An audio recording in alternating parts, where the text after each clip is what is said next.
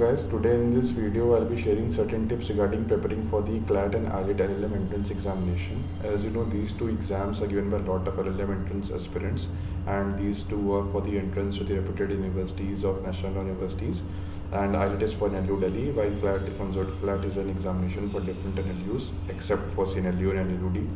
So there is a combination of two examinations which I'll be dealing with, how to prepare and certain mistakes which you should avoid. So coming to first of all IELTS, as you know, it's for the entrance examination of National University Delhi, and it's also a reputed college with a decent amount of learning which you will get there. And to get enrolled in that particular college, you need to secure the proper IELTS admission. So for this IELTS examination, there's a this time change in syllabus, and there was a segment of 50 marks of English and 50 marks of legal reasoning. Apart from there were also subjective questions around which you were given 8 to 10 questions, and you had to do 2 questions each. So there you have to do these 2 questions which are of 25 marks, and you have to manage the time very well. Since there's a 1.5 hours given for this particular 150 marks paper, this time I'll say you can easily guess how you have to manage time and plays a crucial role, as out of 150 the highest marks were 78. So if you can look, the I guess only 5 to 6 students were there who were around 75 plus. See, 50% plus people are also not there in this particular examination. Only I guess top 10 students, maybe those who were above 75. Most of the students were below 75 marks. So if you can see, majority students secured less than 50 marks out of the total marks for which the IELTS is conducted. This way the time management plays a crucial role. I myself secured 60.25 marks, and my rank was A67, and my category rank was OBC 7. So this way you have to manage the time very well, as this only plays a crucial role. Now coming to what you should prepare and how to prepare. So for English, I'll say you need to have a thorough understanding on vocab, on basic grammar. The paper is not tough. If you have good command on English, you can surely be able to crack the English section well, because there are passages based question, also comprehension is there. You have to answer questions around 6 to 7 questions are there from the comprehension. You also have a closed test, you have parajumbles, idioms. Then there was also a segment of the legal maxims, and that was short, easy to crack marks. These were bonus marks of TBs, I can say, which were provided by NLU Delhi, because they were quite very easy. The vocab was quite, I'll say, not that easy. It was a tough one. If you have a good knowledge of vocab, for you it might be easy, but for me, I can say it was not that easy. But I had command on my grammar, so I did well. But since you know we have a 1 hour, you should try to devote, and 1.5 hours is the examination time, so you should devote 1 hour for the MCQ questions, and while half an hour for the subjective ones. However, you should keep in mind that this time IELTS has introduced a pattern that, for example, how many category seats are there, they will take thrice the number of students prepared on the basis of the evaluation of the section A that comprises of 100 marks. Then if you are selected in this merit list, only then your subjective questions will be checked. So you have to keep in mind that you do certain amount of questions that are section A you make into a merit list, and then your section B is checked, because many students were eliminated because of this process. So you can say IELTS has a 2-stage elimination concept. First of all, you need to secure in this segment of merit list which is prepared from the section A, and then you have to also overall you have to come into the final list. So it's a knockout round, you can say, like in boxing you have a knockout round. So it is a knockout round that has been introduced by IELTS. You have to survive this round too. Then only your section B is checked, because many students, what they do the subjective questions, but they score very low in the section A merit and do not come into the merit list, and they lose their chance to get admission. So you have to be very time focused, and you have to maintain that there is a less amount of negative marking. As you know, for coming to the legal reasoning part, I'll say if you have given the CLAT UG examinations in the old times also, or you're giving a new contemporary, you have came from the new contemporary CLAT examinations, it has a segment of legal reasoning comprising of legal facts and principles. So based on that also you can go through if you have a good command on that. Basically the question comprises of torts, case laws, and contracts, consti. So basic case laws of these questions are made up into certain facts and principles, and you're given the question, like for the Lalman Shukla versus Gauri, the facts of that offer and reward question, these are made into the facts. For torts, you have master servant relationship incoming, and the matter of facts and principles, you have vicarious liability, strict liability. So you have to have focus on the landmark cases for these concepts. Apart from that, constitution, certain articles like article fundamental rights topic, you have amendments, you have emergency, you can look these topics also. And coming to, there are certain segments apart from these laws also which you have to answer from the facts and principles. So if you have to prepare and score well for the IELTS, my tip will be, you first of all and the foremost is the time management. If you do this, you are surely able to crack, because many students fall short in for this time. I can say from my experience, time was the key, because I myself was there. I was feeling nervous that I won't be able to make it, but I was feeling confident because I know my reading and my doing speed is quite good. So I was sure that if my speed is going so low, I am surely enough that other also will be facing the same problem. And when I get out of the room, everyone was saying it was too lengthy, too lengthy. So I was feeling then much relieved when I saw that it was not only me who had this speed problem. So it was a game amount, because it was not manageable for students to opt for. Even for the subjective question, I can say I was able to do only one subjective quite well, and my another subjective I was able to write for 1.5 pages. And another thing is that for subjectives, IELTS has a strict checking. Even the topper who scored only 19 marks out of 50 in the subjective, because you don't have time to write. So you first of all don't write much, and out of those which you write, there's not a lenient checking. It's a very strict checking process which IELTS adopts.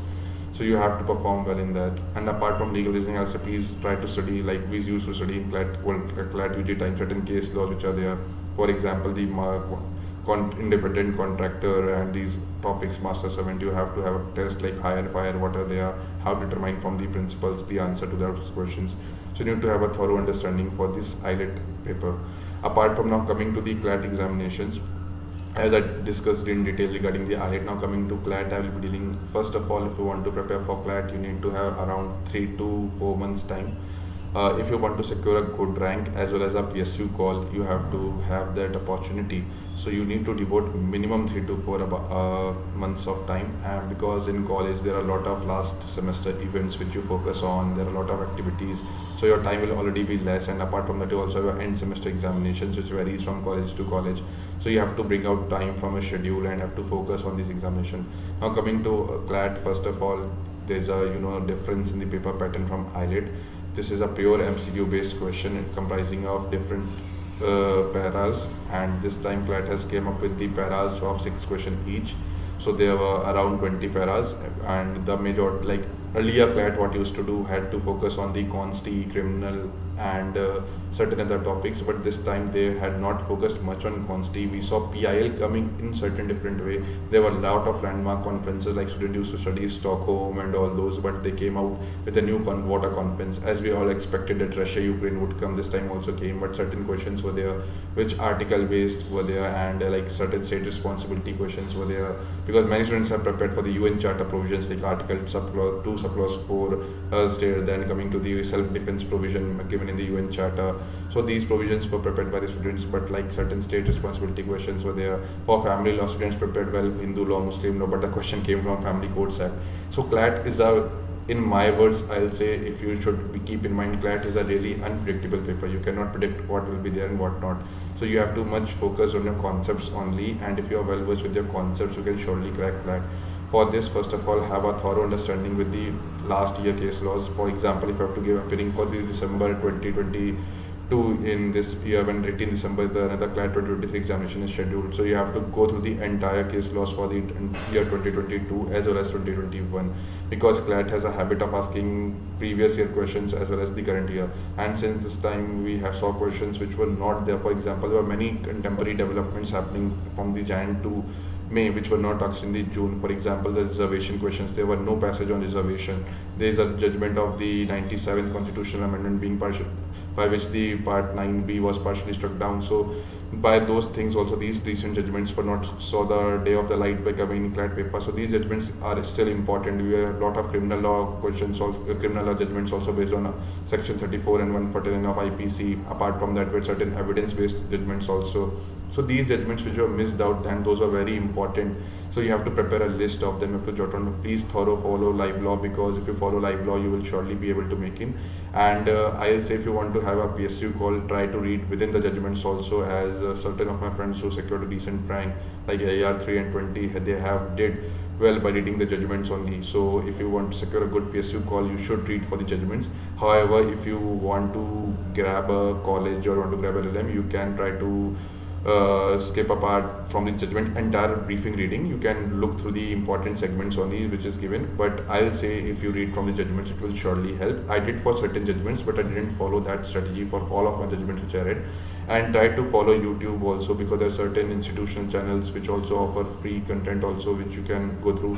So they have upload documents and they upload their videos, really important judgments. You can get a genesis and idea how which case you should study and which do not. And please try to have a elimination strategy, because even in the examination it helps, and even for the case laws which you will prepare, it will surely help.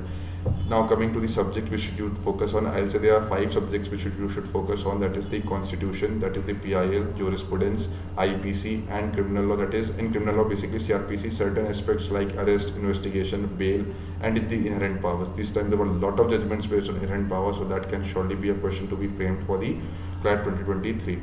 So these were certain topics which you should focus. Apart from that, environmental law, you should have a focus on the EP Act and the contemporary developments. Like this time we had recent judgments of the EIE notification and the ex post facto approvals in the Pava Plastics versus Dastak NGO. So these cases and its landmark case which has been referred of Alembic Pharmaceuticals. So this can be also a question which can be expected in the CLAT 2023. So you need to well focus on these two, because there were a lot of judgments on NGT also, like it should not exceed its power and what the power of NGT to directly appeal from. If you look the NGT Act, there is a provision for the appeal to the Supreme Court. So with this reducing the jurisdiction of the High Court, there was judgment based on those.